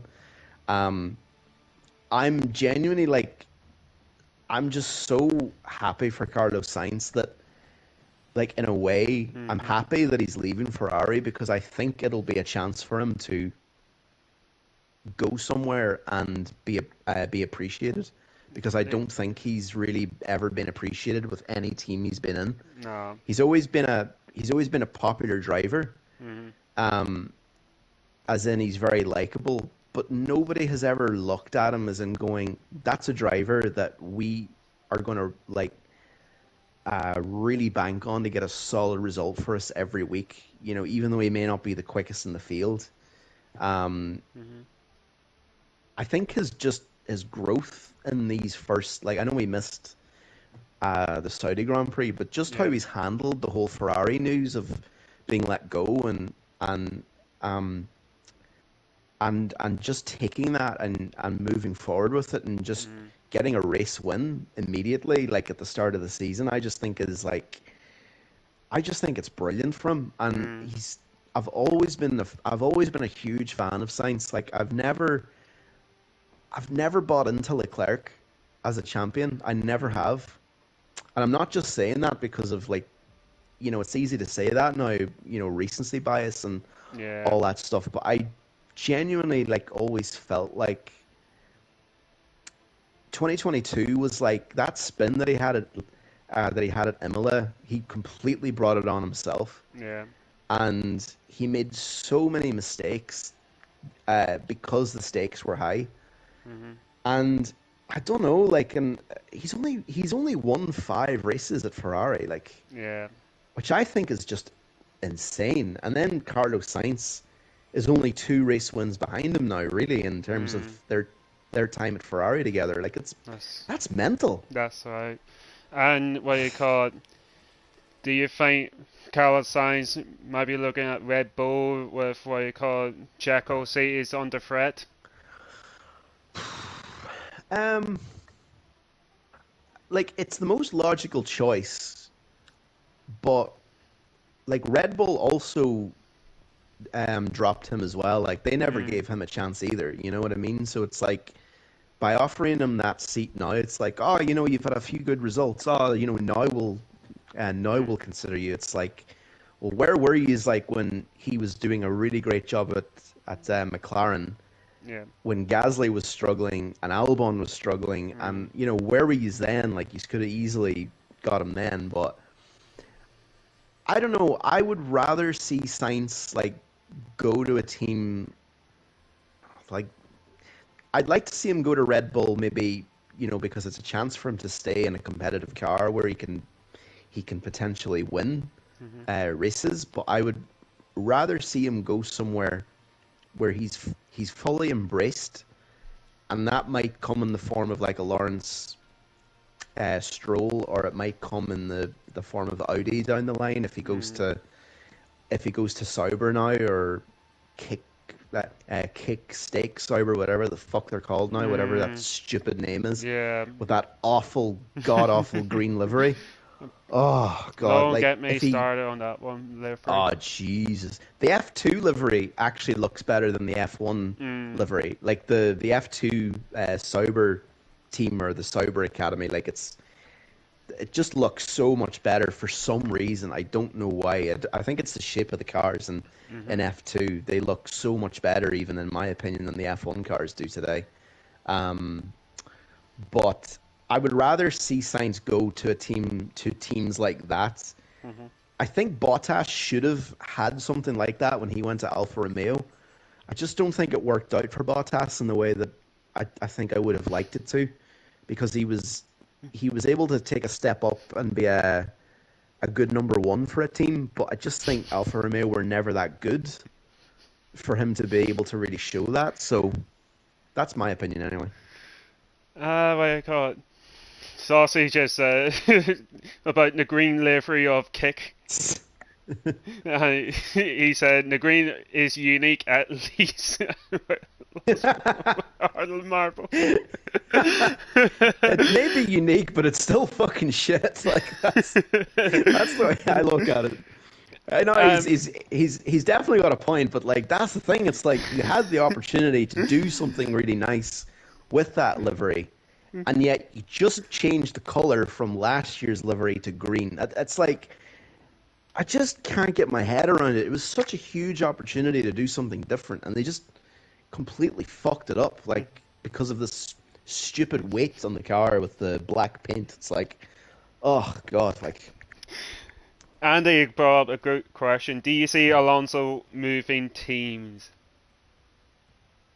I see him going to Red Bull next year. I feel like if Ooh. Hamilton can go to Ferrari, I feel Alonso can go to Red Bull. And I think Alonso will be seething at the idea of Hamilton going to a team again Mm, that gives him the opportunity to win a championship. Like that's where Fernando is. mm, He's so resentful of Hamilton, always has been.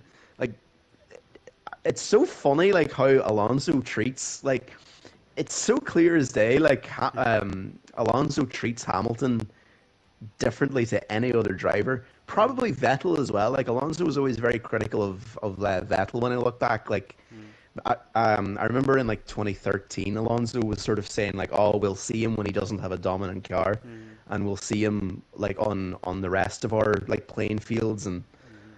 all that stuff," which I thought was an interesting comment at the time, because it was clear like he maybe didn't see things in Vettel that he had even. Um, but I just feel like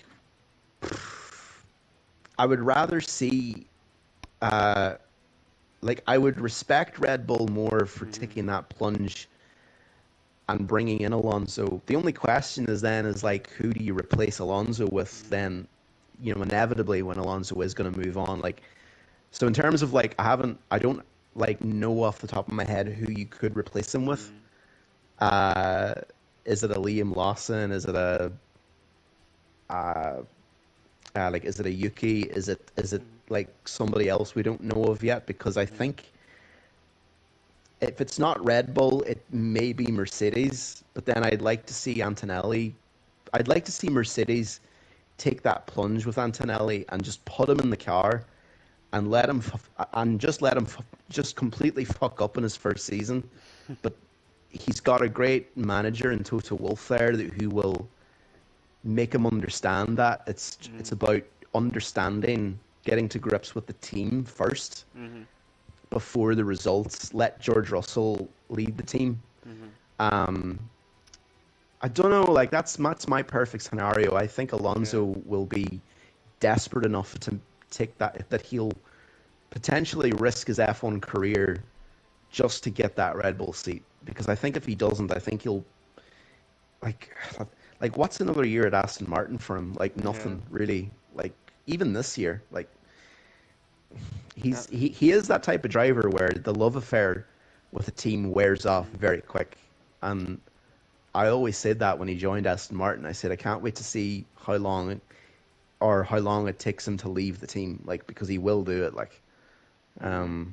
because he done that with Alpine. Like he completely threw that team under the bus. Like for Oh sure. Jesus, he literally You did. know. There you go. Saucy asking any take on Vettel's possible return to the sport. I don't know.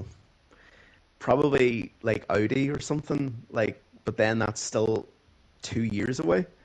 Um, I just think if you're Mercedes, like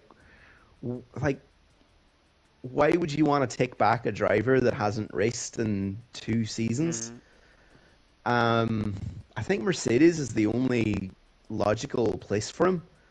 Um, unless like they bring him in, put Antonelli in the Williams, Yeah. and when Vettel leaves after achieving whatever it is he does at Mercedes, whatever that looks like, Mhm. which honestly, in my opinion, won't be much.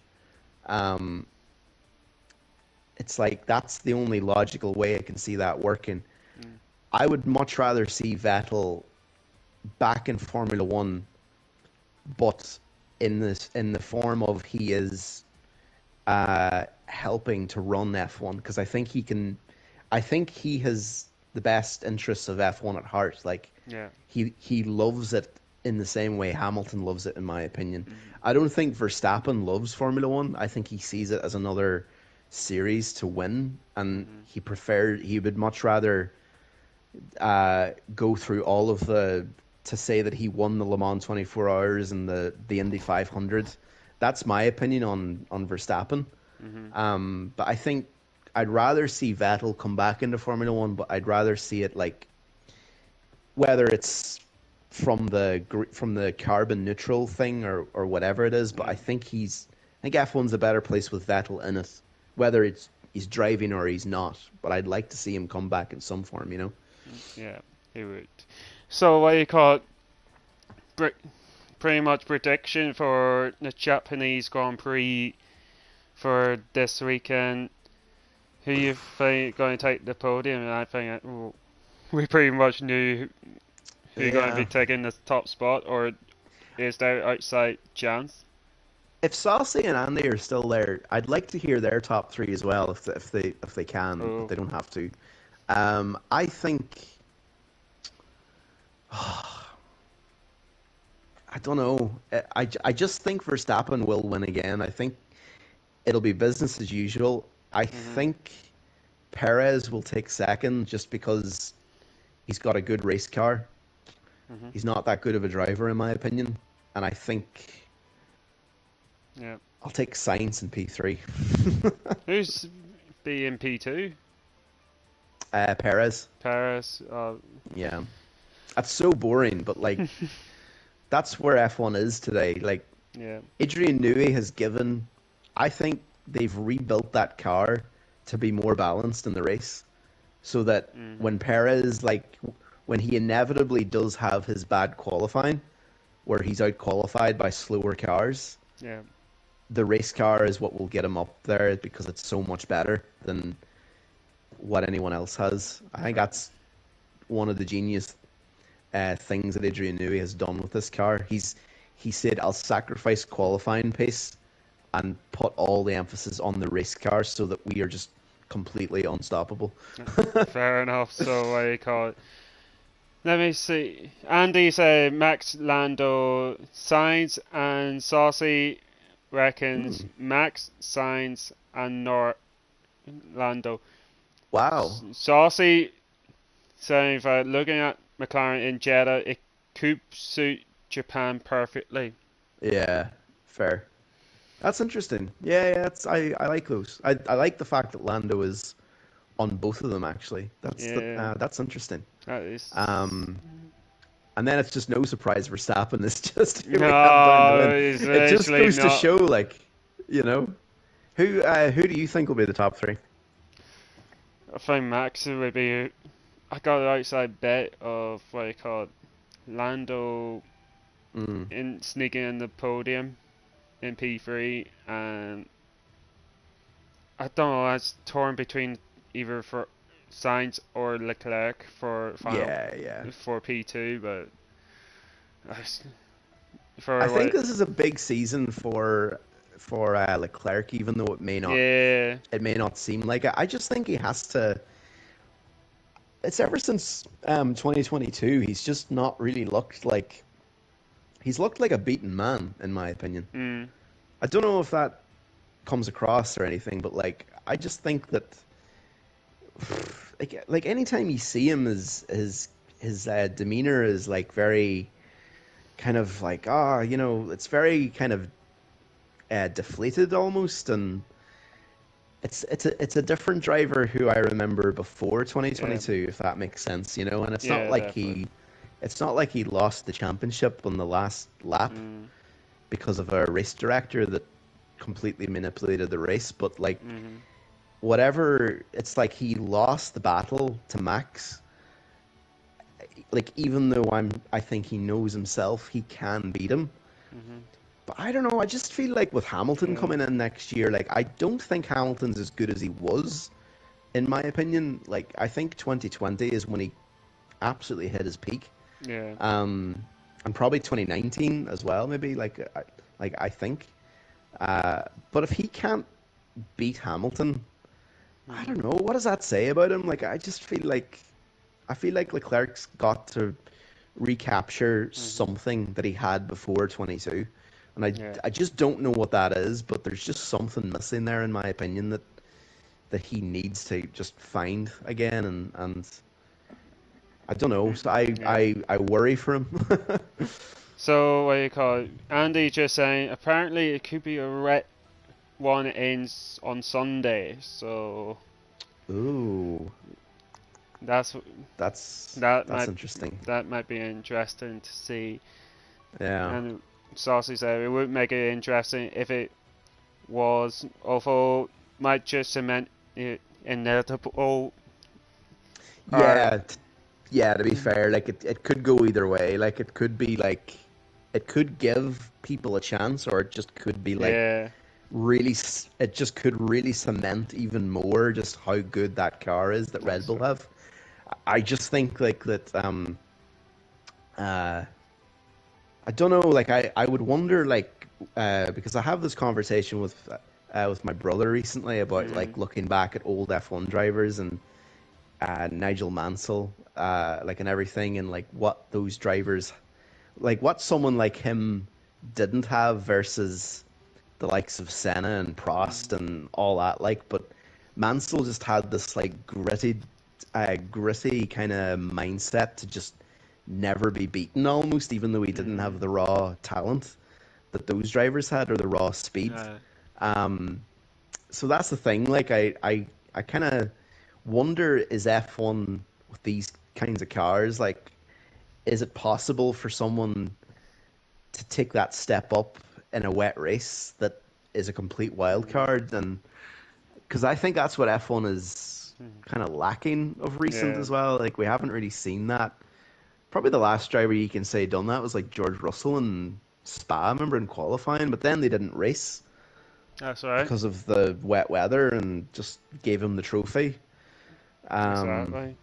What do you call you it? know, I think it's what so you call it. Russia would be like in Sochi. I think it was 2021, if I'm not mistaken, or like Yeah, similar. Norris. Yeah, Yeah. like But that was mixed then conditions. because I think that was because McLaren was on pole anyways, if I'm Mhm. not mistaken. And then as soon as the rain came, like it was a weird one. It was a weird call by Norris at the time. It was just Yeah. bizarre. Lando Norris is a driver. I think that uh, like on the topic of Nigel Mansell, Eddie Jordan does a podcast there with Mhm. David Coulthard. I'm not sure if you've listened to it, but it is very good. Like because Eddie Jordan has such a unique perspective on Formula One and like also being the owner of a team Yeah. through the junior formulas and then up until Formula One. Uh, but he had a great segment there on his last podcast about Lando Norris and how Mhm. he's everything you want an F1 driver to be in terms of his image, and Right. he's very charming and he's good looking and all that kind of stuff. But he says what he Mhm. just doesn't have is that intensity that, say, a Nigel Mansell would have had back in the day. Yeah. Um, where, yes, I'm not as quick as Verstappen or Mhm. Hamilton, but I'm not going to let these guys through. And I've always questioned Norris anytime he's been put up against Verstappen on the track. Norris just melts. He just doesn't put up any sort of Yeah. resistance. Like, if you're someone like Lando Norris and you're ahead of Max Verstappen, Mhm. you are doing everything within your power to keep that car behind, Mhm. whether it's on lap one or whether it's on lap fucking three when there's DRS. I, like anytime I've seen Lando at the head of the field, Mhm. it's always been Verstappen, and it's like he never races Verstappen the same way he should do, in my opinion. He should be racing him hard, Mhm. but that's the problem with F1 drivers now. They're all it's like football players. They're all in each other's DMs. They all follow each other on social media. They're all best mates. They all play tennis together in Monaco. It's like Yeah. fuck that. Like, I want to see someone like Lando Norris when he has the car in pole position, leading on lap one. I want to see him get the elbows out against a driver like Max Verstappen Mhm. because that's who he's never going to be compared to in terms of his talent. Yeah.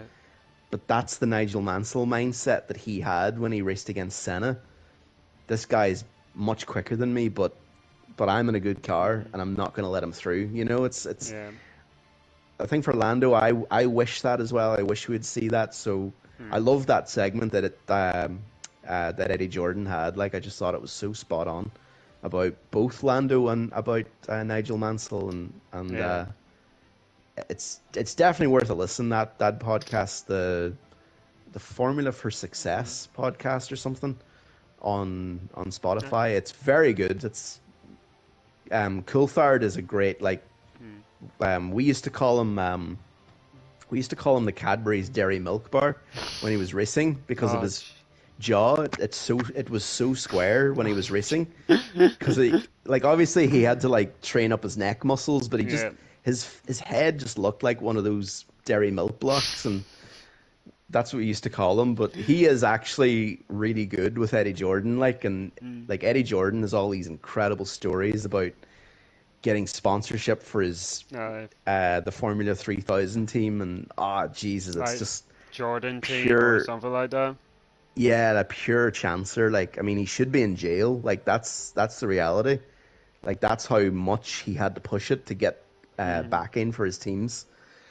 Crazy, like, Yeah, Saucy's just well put. Actually, Max has a fat, ruthless, no BS persona that nobody yeah. else has on the grid. And it's Only, depressing yep. because like every other driver should. You're like you're a Formula One driver. I'm not like I shouldn't be saying this because what the fuck do I know? But Mhm. like I don't know. It's like as a spectator, as a fan, that's your perception of F1 drivers is that they are ruthless bastards. Like Mm. they all hate each other.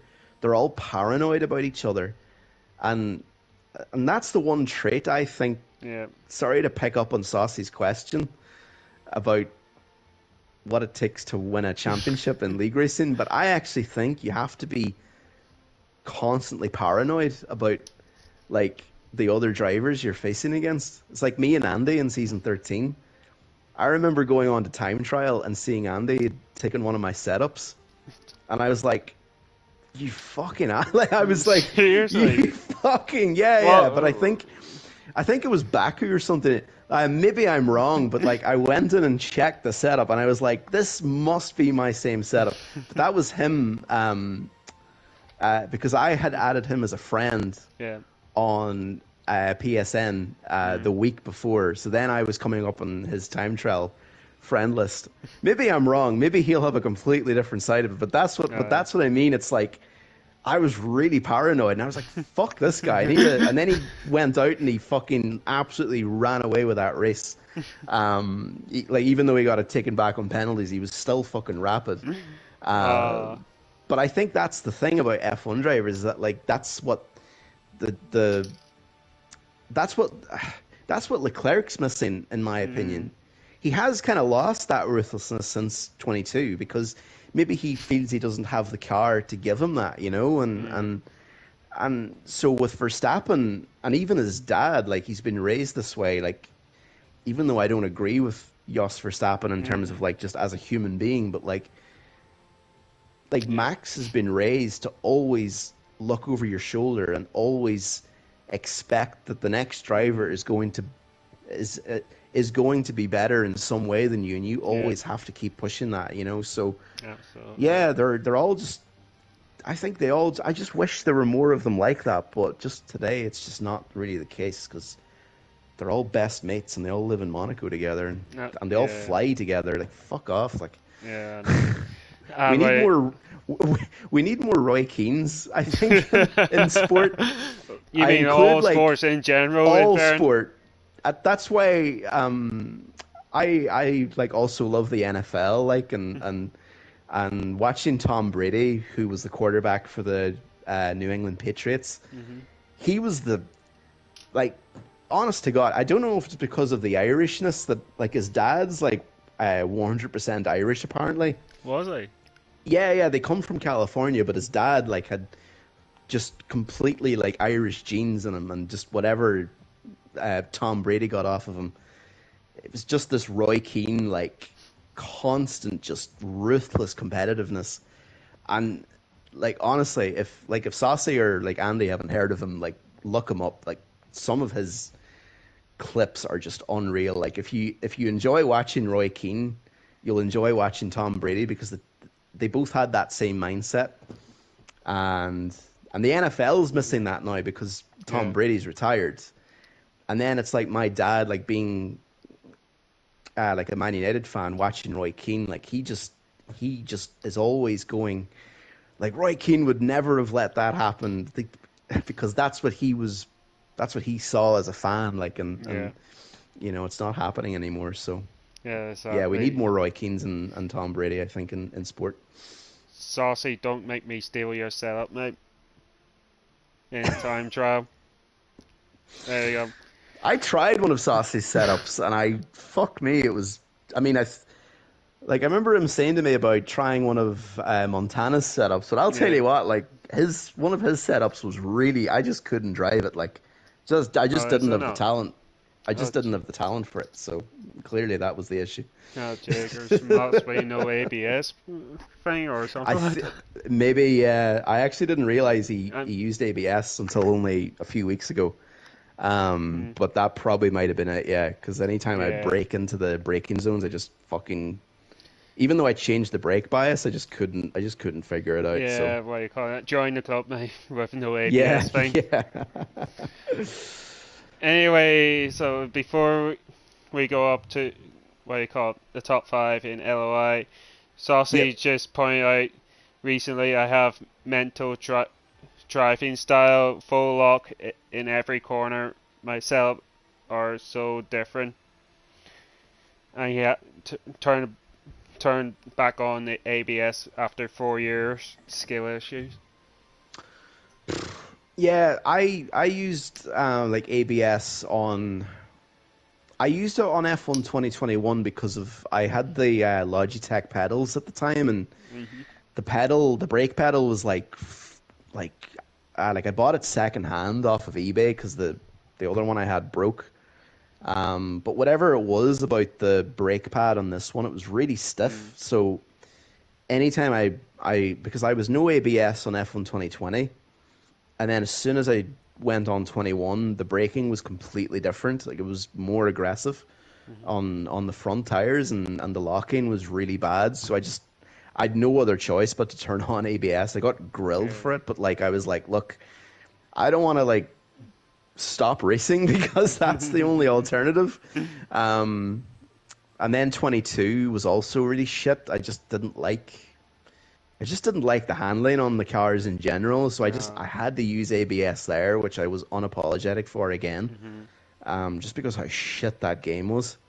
Um, and 23 was more of what it should be, in my opinion. It should be a bit more forgiving on the braking, but then I think if you look at if you actually if you're actually interested in sweating Bahrain, turn on like Owen Moore's lap as a ghost, and you'll just see how broken the rear lock-in is on this game in terms of like getting lap time. It's just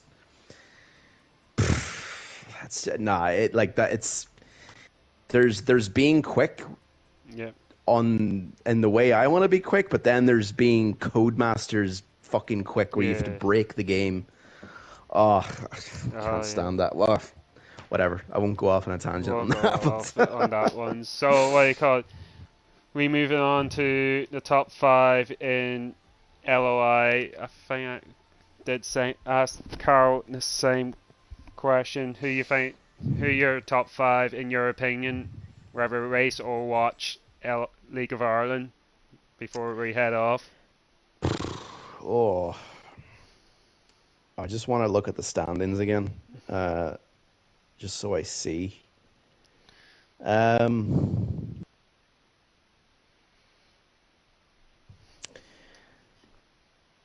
think at the moment, like because it's a shortened calendar, I think like Saucy's done like enough at the moment to be in the position that I was in last season around Austria, where you have a big enough lead in the championship that you can kind of hold on to, and that's your buffer zone. So say if you have a bad race, it's not the end of the world. If you have 2 bad races, not ideal, but then if you've that third one, then it's better than just having one race where you can't make any mistakes. At least he's got a buffer. I think Section will come back into it. I would say just top 5 would be. I'm going to go with Saucy just purely based on his early season form, and that will see him through. I think Section will come back into it. I think you're going to get P3 because I think you've shown good pace throughout, not just like this season, but in last season as well.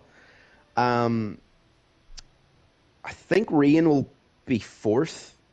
I just think he's had a really unfortunate start, like same as last year, and I'm gonna go with Dilzer in P5. Yeah, I think Dilzer can like. I know he's like missed 2 or 3 races, but like he's shown enough. I think that he can definitely be in the top 5, like without a doubt. And I actually had him like to be a very, very dark horse in terms of the championship. You know, I because I think he has the pace. I don't think he's as ruthless as Section. Like I think Section has that ruthlessness to him. Like even when I raced him last season, like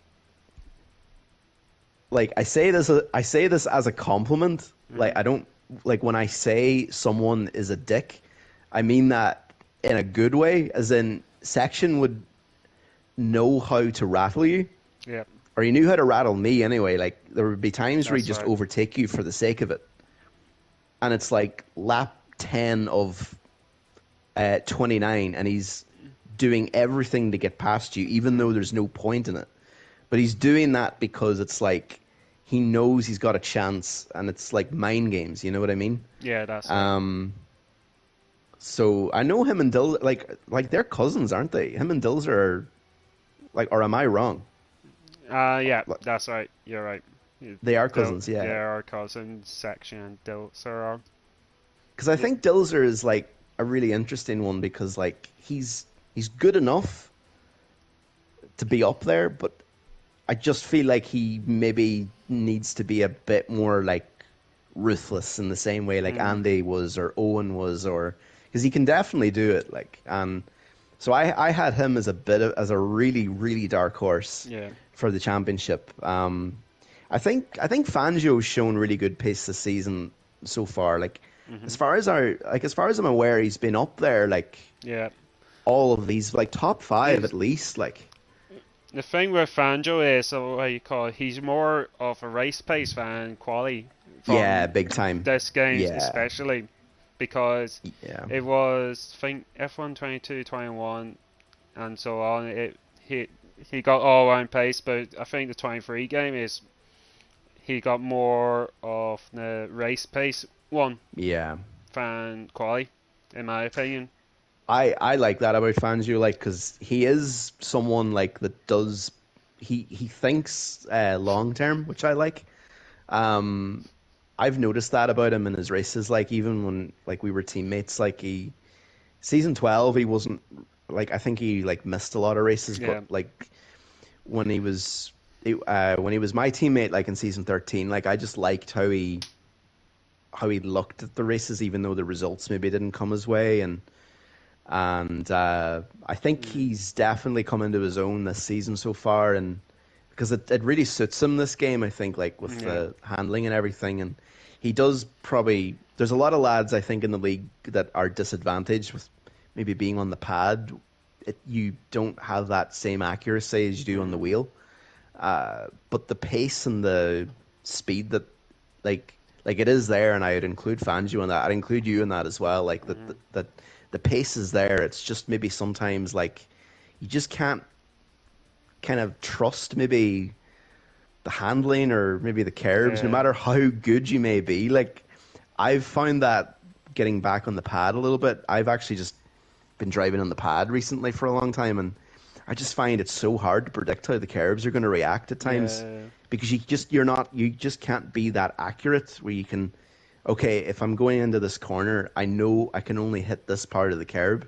hmm On the wheel, it's so much easier to do that. On the pad, it's like if you just push the if you just push the stick a little bit like earlier than like a millisecond earlier, then you're just at the mercy of the physics of the game, yeah, and it's exactly. unfortunate. So yeah, I think there's a lot of great pace in tier one. Like it's just Mhm. I think it's just I think with how this season has played out thus far, I think Saucy's done everything right thus Mhm. far, even though he had that bad result in Australia, but that was kind of out of his hands with, Yeah. you know, like obviously Raven dived it up the inside, but then the game should Mhm. have ghosted him when he was coming back on track because Oh, that's what these games are meant to do. They're yeah, not sure. meant to be fucking like That's and right. that's what I just can't understand, like why they can't get ghosting Uh, to work the way it should. And then the cars ghost at the wrong time. They ghost after a car has hit into them. It's not, yeah. it's not when they're half spun and a car can go through them. It's like it's as a Mhm. car is approaching them and when it hits them and then the car goes. I just can't understand this game, like, or any of them. Like ghosting's been broken for a long time, but Mhm. so I just hope they fix it. I Yeah. just hope they make a good game. Like an F1 game shouldn't be this bad. Like, No. but we play it because it's F1 and it's a chance to Mhm. replicate what we see on the TV and apply it to ourselves, like in our own privacy or in a league. You Mhm. know what I mean? Yeah. Definitely. It should be so much more than what it is, I think, at the moment. Absolutely. So, what do you call it? A couple of questions before my final question. Yep. Andy said, "Am I really the only one you race that did overcuts?" Yeah, I've never fucking seen anyone like him. Like, honest to God, like it took me forever to figure out what the fuck he was doing, like, because I don't know. I'm trying to think like when I copped on that that's what he was doing. He was going for the overcut. Hmm. Um, I can't really remember. I think it was Silverstone in season 12. Like, because I remember Yeah. I was like, I didn't have the update installed in the game Hmm. because I got home late and the console just for some reason didn't install it on its own, which it usually does. Yeah. So I missed qualifying and was at the back of the field, and so Andy came out.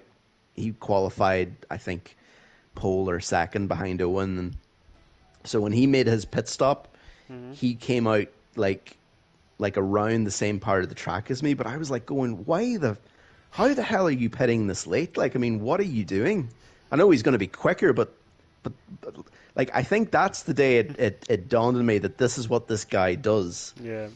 And I had never seen it in any. I'm actually amazed, like, that it works, like just purely based off how sometimes like OP a certain strategy can be in Hmm. league racing, um, but it's different and it's annoying to race against. But at least it works, and at least someone like Andy can bring that strategy into it. You know what I mean? It's like because I think strategy is also a big part of Yeah.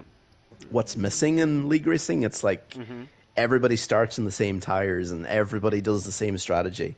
Yeah. But it's kind of a case of you know, if the overcut is more of a risk in like in other leagues, maybe it won't work in terms of getting through traffic. But Hmm. it worked well like for him, but it was a pain in the ass at times. I'll tell you that much.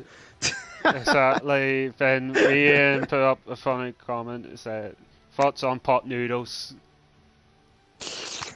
And That's my answer. anyway, on to my final question is things you like to see in League of Ireland in the future. Oh, things I'd like to see. I'd like to see more pot noodle. I'd like to see. um, I don't know. It's a good question. I like as far as leagues go, like League of Ireland has probably been one of, if not the best league I've been part of, just purely because it's like a mixture of people who don't take the game that seriously. Mm, Then there's another tier of people who play it that are good. They're good pace, and then there is that mixture of maybe like either myself, Andy, Owen, Saucy, all those kinds of that are kind of more like in uh kind of in tune with it and more sort of like focused on being quicker than everybody mm. else. And I don't know, like I'd love to see one of the best parts about League of Europe was they done Formula 2 racing Okay. on the game. The problem though with it is like nobody took it seriously, so like people were doing like stupid stuff and like causing safety cars for the hell of it, and they were just giving up mid race because they couldn't be asked. But Hmm.